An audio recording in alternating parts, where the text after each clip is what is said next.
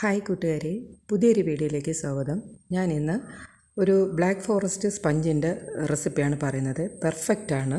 അപ്പോൾ ഇത് പലരും പറയാറുണ്ട്, ഇത് ശരിയാവുന്നില്ല, ചെയ്താലോട്ട് കേക്കൊന്നും ശരിയാവുന്നില്ല എന്ന്. പക്ഷേ ഇതൊക്കെ എത്ര ഇതാകണ്ട, എത്ര സോഫ്റ്റാണെന്ന് അറിയാമോ ചെയ്തിരിക്കുന്നത്. ഇത് പക്ഷേ ഓവനിലോ ഒന്നുമല്ല, നമ്മൾ സാധാരണ സ്റ്റൗ ടോപ്പിലാണ് ചെയ്തിരിക്കുന്നത്.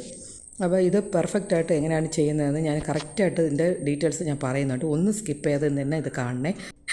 വേഗം തന്നെ വീഡിയോയിലേക്ക് പോകാമേ.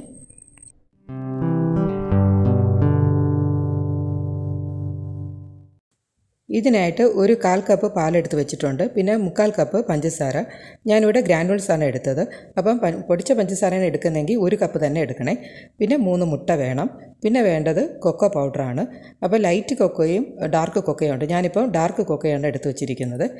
പിന്നെ ഒരു 1/4 teaspoon soda powder, 1 teaspoon baking powder, പിന്നെ ഒരു 3 ടേബിൾ സ്പൂണ് സൺഫ്ലവർ ഓയിൽ, പിന്നെ മൈദ 1 കപ്പ് എടുത്ത് വെച്ചിട്ടുണ്ട്. ഇനി നമുക്കിതിൽ കൊക്കോ കൂടെ ചേർക്കണം. അപ്പോൾ അതെങ്ങനെയാണെന്ന് ഞാൻ കാണിച്ചു തരാം.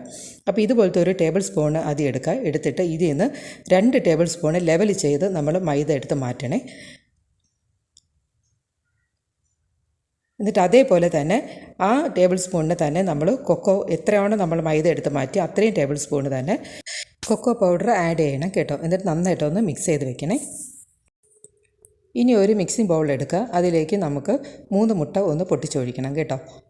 അപ്പം ഇതുപോലത്തെ ഒരു മിക്സിംഗ് ബൗളാണെങ്കിൽ നമുക്ക് മിക്സ് ചെയ്യാൻ വളരെ എളുപ്പമാണ്. അപ്പോൾ ഇതിലൊരു 1/4 ടീസ്പൂൺ ഉപ്പ് കൂടെ ചേർക്കണം. പിന്നെ 1 ടീസ്പൂണ് വാനില എസൻസ് ഇതോടെ ചേർത്ത് എല്ലാവർക്കും ചെയ്യാൻ കണക്കിന് ഞാൻ ബീറ്റർ തന്നെ ഇന്നും യൂസ് ചെയ്യുകയാണ്. അപ്പോൾ ബീറ്റർ നന്നായിട്ടൊന്ന് ബീറ്റ് ചെയ്തെടുക്കണം ഇത്. അപ്പം ഇതിനൊരു സ്റ്റേജ് ഉണ്ട്. അപ്പോൾ ഞാൻ ഈ കാണിക്കുന്ന പോലെ തന്നെ ഫോളോ ചെയ്താൽ നമുക്ക് പെർഫെക്റ്റായിട്ട് തന്നെ നമുക്ക് കേക്ക് ചെയ്തെടുക്കാം കേട്ടോ. അപ്പോൾ ഞാനിപ്പോൾ ഇത് കറക്റ്റായിട്ട് തന്നെ കാണിക്കുന്നു. ഒന്നും മിസ് ചെയ്യരുത് കേട്ടോ നിങ്ങളിത്. ഈ ഒരു സ്റ്റേജിന് ഇപ്പോൾ ഒരു 2 ലിറ്റാണ് ഞാനിപ്പോൾ ഇത് ബീറ്റ് ചെയ്തിരിക്കുന്നത്. ഇത് ഞാനിപ്പം കുറച്ച് ഇന്നിപ്പം ലെങ്തി ആയിട്ടുള്ള ഇതാണ് ഞാൻ കാണിക്കുന്നത് കേട്ടോ വീഡിയോ. കാരണം വെച്ചാൽ എല്ലാവർക്കും അത് മനസ്സിലാവാൻ വേണ്ടിയിട്ട്. എല്ലാവരും കേക്ക് ഉണ്ടാക്കും, പക്ഷേ അത് പെർഫെക്റ്റായിട്ട് വരുന്നില്ല എന്നതാണ് ഒരു പരാതി. അപ്പം ഇത് കറക്റ്റായിട്ട് ഫോളോ ചെയ്യാത്തതുകൊണ്ടാണ് കേട്ടോ. അപ്പം ഞാനിതാ ഈ ഒരു സ്റ്റേജ് ആയപ്പം ഒന്ന് നിർത്തിയിട്ടുണ്ട്. ഇനി നമുക്ക് പഞ്ചസാര ഗ്രാനുവൽസ് ആയതുകൊണ്ട് നമുക്കിതിൻ്റെ 1/3 മാത്രം ഇട്ടാൽ മതി. അതായത് ഒരു 3 പോർഷനായിട്ട് എടുത്തിട്ട് അതിലൊരു പോർഷൻ ഇപ്പോൾ ഇടണം. ഇട്ടിട്ട് ഒന്ന് ബീറ്റ് ചെയ്യണം കേട്ടോ. അപ്പോൾ ഇപ്പോൾ ഞാൻ ഒന്ന് സ്പീഡൊന്ന് കൂട്ടിയിട്ടുണ്ട്. ഏകദേശം ഒരു 4 ആക്കിയിട്ടുണ്ട്. പഞ്ചസാര ചേർത്ത് കഴിഞ്ഞാൽ നമുക്കിത്തിരി സ്പീഡ് കൂട്ടണം കേട്ടോ. ഇതുപോലെ നന്നായിട്ട് പഞ്ചസാര നമുക്ക് അലിയിൽ നമുക്ക് കാണാൻ പറ്റും. ഒരു വെള്ള കളറിലോട്ട് ഇത് വരുന്ന ഒരു സ്റ്റേജ് വരുന്നുണ്ട്. കണ്ടല്ലോ, മഞ്ഞ മാറി ഒരു ഇതായിട്ട് വരുന്നു. ഈ ഒരു സ്റ്റേജ് ആകുമ്പോൾ വീണ്ടും നമുക്ക് സെക്കൻഡ് ബാച്ച് നമുക്കിടാം. അതും കൂടെ ഇട്ട് നന്നായിട്ടൊന്ന് ബീറ്റ് ചെയ്യാമേ. ഇപ്പോൾ ഞാനൊന്ന് സ്പീഡ് കൂട്ടിയിട്ടുണ്ട് കേട്ടോ. നന്നായിട്ടൊന്ന് സ്പീഡ് കൂട്ടിയാണ് ഞാനിപ്പോൾ ചെയ്യുന്നത്. ഇപ്പോൾ വീഡിയോയും സ്പീഡ് കൂട്ടിയിട്ടുണ്ട് കേട്ടോ, അല്ലെങ്കിൽ കുറേ ലെങ്തി ആയിപ്പോവും. ഇത് ഈ ഒരു സ്റ്റേജ് പതഞ്ഞ് വന്നപ്പോൾ ഞാനിപ്പം ഒന്നുകൂടെ ലാസ്റ്റ് ബാച്ച് ഞാനിപ്പോൾ ഇട്ടിട്ടുണ്ട്. ഇതും കൂടെ ഇട്ട് നന്നായിട്ട്, അതായത് നമ്മുടെ മിക്സിംഗ് ബൗൾ ഒന്ന് കറക്കി തന്നെ ചെയ്യണം കേട്ടോ. കാരണം എന്ന് വെച്ചാൽ സൈഡിൽ എവിടെയെങ്കിലുമൊക്കെ നമ്മുടെ പഞ്ചസാര പറ്റി പിടിച്ചിരിക്കും.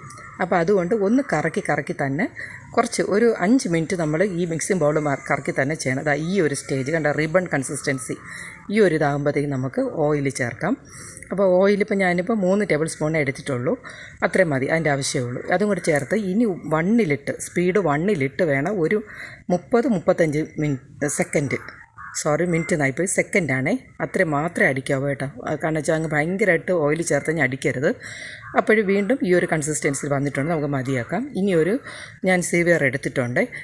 അതിലേക്ക് ഞാനിപ്പം നേരത്തെ മിക്സ് ചെയ്തില്ലേ, കൊക്കോയും കൂടെ ചേർത്ത് മിക്സ് ചെയ്ത മാവ് അതിലോട്ട് ഇട്ടിട്ടുണ്ട്. ഇതിലേക്ക് ഇനി ബേക്കിംഗ് സോഡയും ബേക്കിംഗ് പൗഡർ ഇട്ട് നന്നായിട്ടൊന്ന് 3 പ്രാവശ്യമായിട്ടൊന്ന് അരിക്കണം കേട്ടോ. ഈ ഒരു സ്റ്റെപ്പ് ഞാൻ എപ്പോഴും പറയുന്നതാണ്, ഒരിക്കലും മിസ് ചെയ്യരുത്. നമ്മുടെ കേക്ക് നല്ല ഫ്ലഫി ആയിട്ട് വരാൻ ഈ ഒരു പ്രോസസ്സ് ആണ് ആദ്യം വേണ്ടത്. അപ്പോൾ നന്നായിട്ട് 3 പ്രാവശ്യം മടിക്കുക വേണ്ട, നമ്മളിത് ചെയ്യണേ. ഇനി ഒരു ട്രേ റെഡിയാക്കണം. അപ്പോൾ ഞാനിപ്പോൾ സ്ക്വയർ ട്രേ തന്നെ എടുത്തിട്ടുണ്ട്. അതൊന്ന് എണ്ണ തൂത്ത് അതൊന്ന് മൈദയൊന്ന് ഡസ്റ്റ് ചെയ്ത് ഞാൻ എടുത്തിട്ടുണ്ട്. ഇതിന് നമുക്ക് ഓവൻ സെറ്റപ്പ് ഒന്ന് റെഡിയാക്കി വെക്കാം. ഞാനപ്പോൾ അതും ഒന്ന് സ്റ്റൗ ടോപ്പിൽ വെച്ചിട്ടുണ്ട്. അതൊരുന്നാവട്ടെ. ആ സമയം കൊണ്ട് നമുക്ക് മാവൊന്ന് റെഡിയാക്കാം കേട്ടോ, ബാറ്റർ റെഡിയാക്കാം.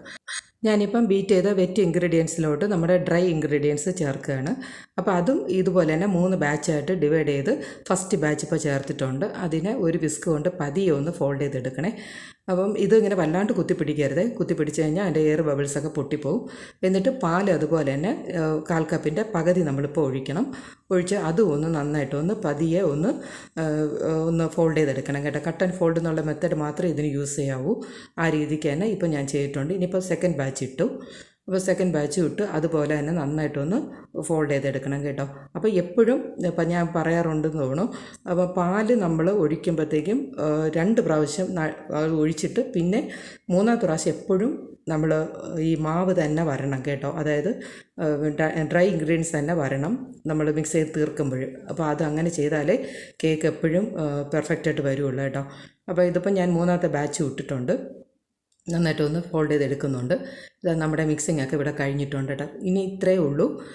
ഇത് കഴിഞ്ഞിട്ട് ഇനി ഒരു സ്പാച്ചില കൊണ്ട് ഈ സൈഡിലൊക്കെ ഇരിക്കുന്നതിന് ഒന്ന് അടിയിൽ കൂടെയൊക്കെ ഒന്ന് അടിയിൽ എവിടെയെങ്കിലുമൊക്കെ വെള്ളമൊട്ടൊക്കെ പാലൊക്കെ ഇവിടെ കിടക്കുകയാണെങ്കിൽ അതിനൊക്കെ ഒന്ന് ഇങ്ങനെ ആക്കിയെടുക്കാനാണ്.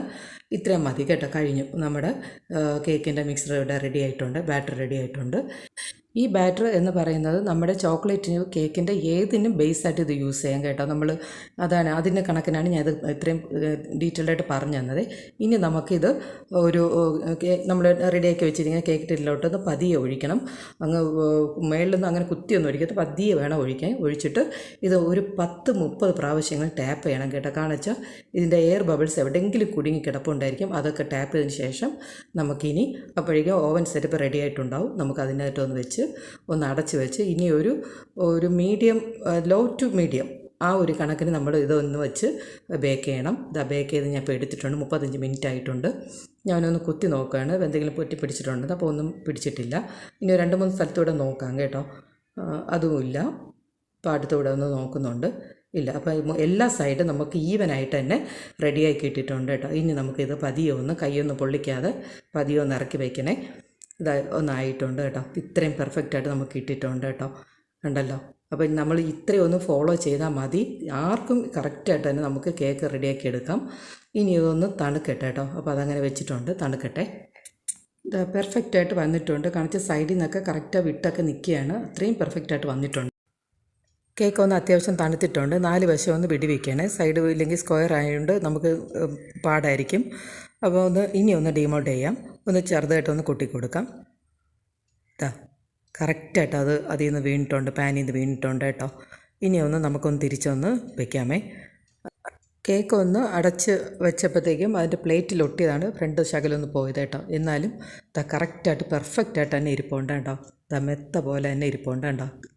നല്ല ഹൈറ്റൊക്കെ വെച്ച് കേട്ടോ. കറക്റ്റാണ്. കളറും കറക്റ്റ് ആ കളർ തന്നെ വന്നിട്ടുണ്ട്. ബ്ലാക്ക് ഫോറസ്റ്റ് അതിനൊക്കെ നമുക്ക് യൂസ് ചെയ്യാം.